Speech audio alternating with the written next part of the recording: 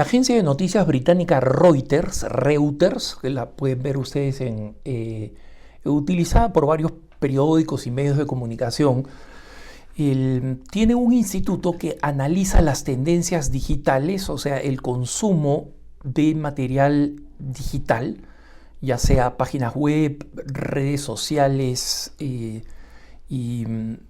instrumentos de comunicación como WhatsApp, Telegram o Signal, por ejemplo. Y cada año publica un informe bastante completo, con mucha información, porque para realizar este informe utilizan sondeos realizados en varios países emblemáticos del mundo. No todos los países, pero por ejemplo en Europa cubren Inglaterra, Alemania, Polonia, España, Italia y algunos de los países nórdicos. No recuerdo si Suecia, Noruega o Finlandia. Y luego en África también sondean unos 6 países y en América Latina sondean México, Brasil y Argentina. Y en base a eso hacen una gran evaluación, digamos, un resumen ejecutivo de cuáles son las tendencias, qué es lo que está cambiando en el mundo digital y en todos los aspectos. Sonido, por ejemplo, videos en YouTube, etcétera, ¿no? Qué cosa sube, qué cosa está bajando. Y este informe es muy importante porque va explicando cómo está escogiendo la gente la manera de consumir contenido digital, sean podcasts, sean videoblogs, sean blogs, noticias en los medios, noticias en las redes sociales, etc. Y cada año, obviamente para cualquier institución o cualquier organización como nuestras agencias, por ejemplo, esa información es una información relevante. Y en su resumen ejecutivo normalmente van dando distintas conclusiones. Esta red social, por ejemplo, como sucedió el año pasado con TikTok, ¿no? Se ha disparado y se ha convertido en la aplicación más descargada de todas las aplicaciones referidas a redes sociales, etc. Bueno, este año la conclusión es prácticamente una, ¿no? O sea, en general el uso de las redes sociales no ha cambiado mucho. Las desuscripciones a contenidos a la carta como Netflix, por ejemplo, ha decaído, ¿no? Subió muchísimo durante la pandemia porque todo el mundo estaba encerrado. Y ahora ha perdido, digamos, más de 1 millón de suscriptores Netflix, ¿no? Pero la gran noticia es la caída enorme en el consumo de noticias. Esto, como digo, no es un análisis hecho en base a focus group, o sea, preguntas de qué cosa es lo que prefieren. No, simplemente son los números reales en las páginas de noticias, ¿no? El número de personas que pagan por noticias, es decir, que van a páginas web de importantes informativos, usualmente periódicos, ¿no? Pongamos el caso de los que se suscriben a periódicos de costo, el New York Times, el Washington Post, el Wall Street Journal.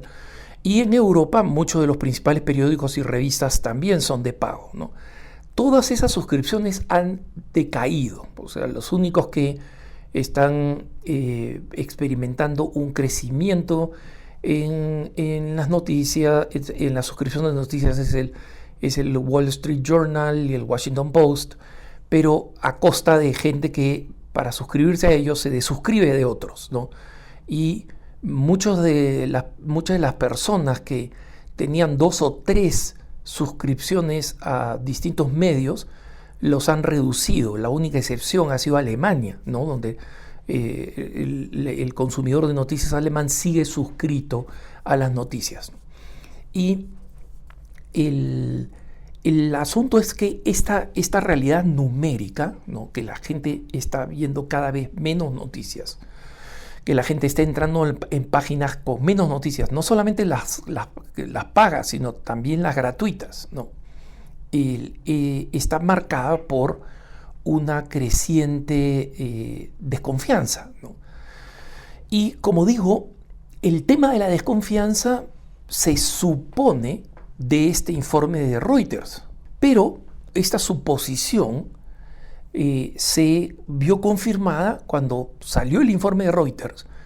Inmediatamente la agencia norteamericana Gallup, que es una agencia de encuestas, ¿no? O sea, no es una agencia de noticias, es una agencia de encuestas, hizo una encuesta en todo Estados Unidos. Entonces, a diferencia de la de Reuters, pues esta no incluye otros países, pero en Estados Unidos esta caída del consumo de noticias fue dramática. Entonces, Gallup hace este estudio y la encuesta de Gallup encontró que solamente el 16% de los entrevistados dijeron que tienen una gran confianza o una aceptable confianza, o sea, que hayan combinado dos respuestas, ¿no? Los que dicen tengo una gran confianza y tengo confianza. Entre los dos, entre los que tienen gran confianza y los que tienen confianza, son apenas el 16% de los que responden, ¿no? En periódicos y sitios web de noticias, ¿no? Incluyendo la televisión. Y Gallup dice, esta es la primera vez en la historia en que el número de personas que confían en los medios cayó por debajo del 20%. Es decir, solamente comparado con el año pasado, la credibilidad de los medios y la confianza en las noticias en los medios ha caído 5% y ya el año pasado, o sea, el 2021, era muy mala. Gallup comenzó a seguir, digamos, el nivel de confiabilidad en las noticias, o sea, periódicos y noticieros de televisión y de radio, desde 1973, ¿no?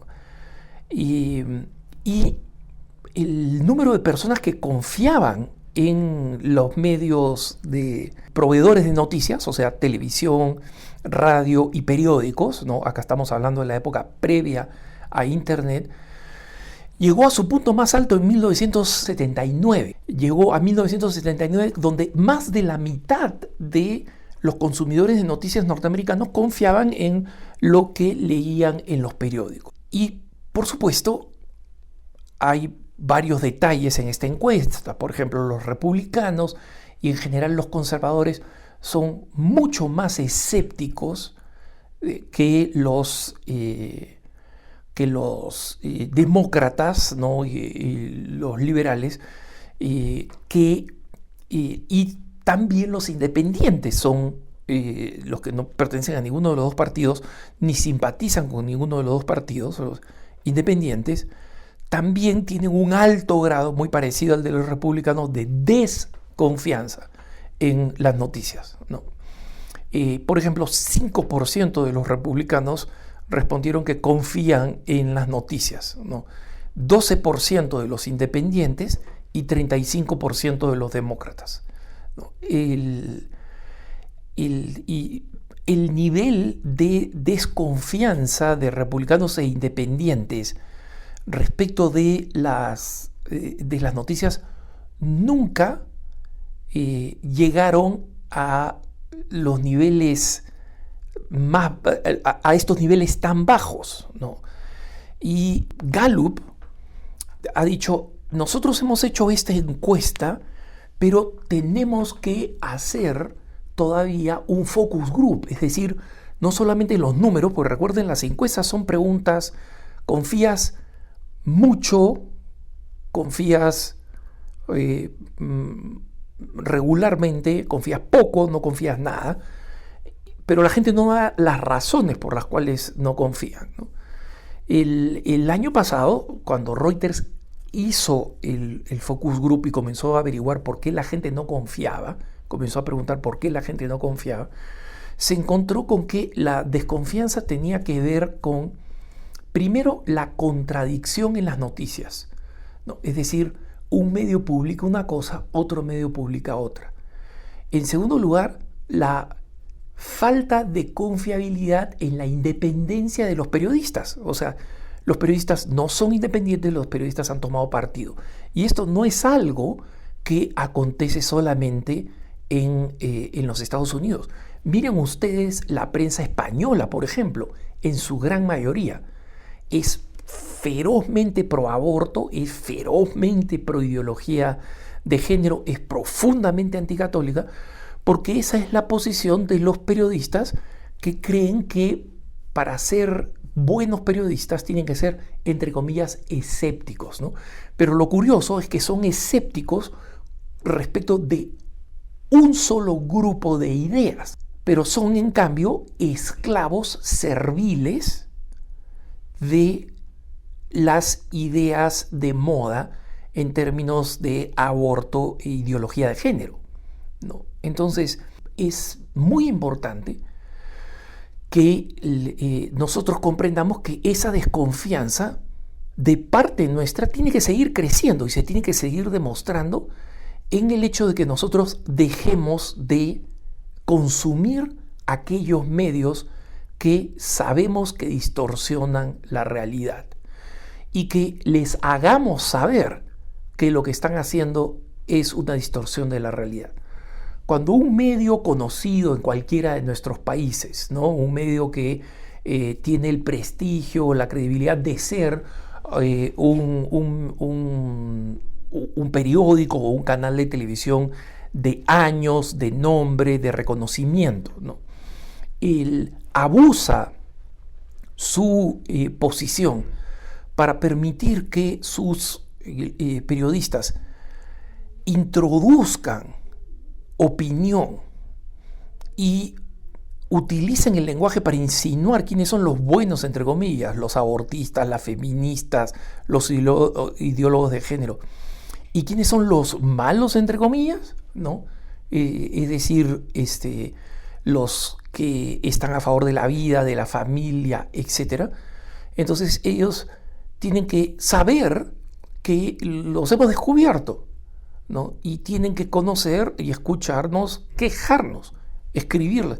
Ese es lo bueno del consumo de noticias en línea, que nosotros podemos expresar nuestra opinión y podemos utilizar nuestras redes sociales personales para decir, este periódico, y si es un periodista que está en Twitter, por ejemplo, este periodista miente. Es algo que yo hago constantemente. Los que me siguen en Twitter, por ejemplo, saben que hago eso, ¿no? Y eso tiene su efecto, ¿no? El diario El País nunca más ha vuelto a tocar el tema de cuán perversos, entre comillas, son en América Latina los centros de crisis de embarazo, porque les dimos una paliza y creamos una corriente de opinión que era crítica de la basura ideológica radical que habían publicado como un reportaje válido.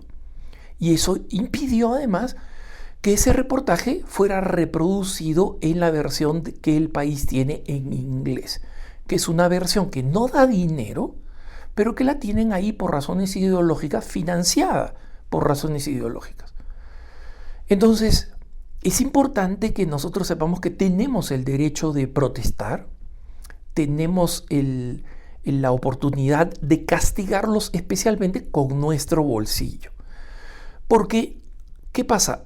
Incluso si vamos a un sitio que tiene noticias gratis, una página web de un periódico necesita tener un tráfico determinado para poder estar tas con tas, como se dice, es decir, para que los ingresos sean suficientes, ¿no? Cuando esos ingresos no son suficientes, entonces la página web arroja pérdidas. Y si nosotros dejamos de visitar y decimos a otros que conocemos que dejemos de visitar esos periódicos porque mienten, entonces esa publicidad va a ser menor, el ingreso va a ser menor y el castigo va a ser real. Es bueno que exista esta desconfianza en las noticias, y se lo dice alguien que ha estado a cargo de una agencia de noticias por mucho tiempo.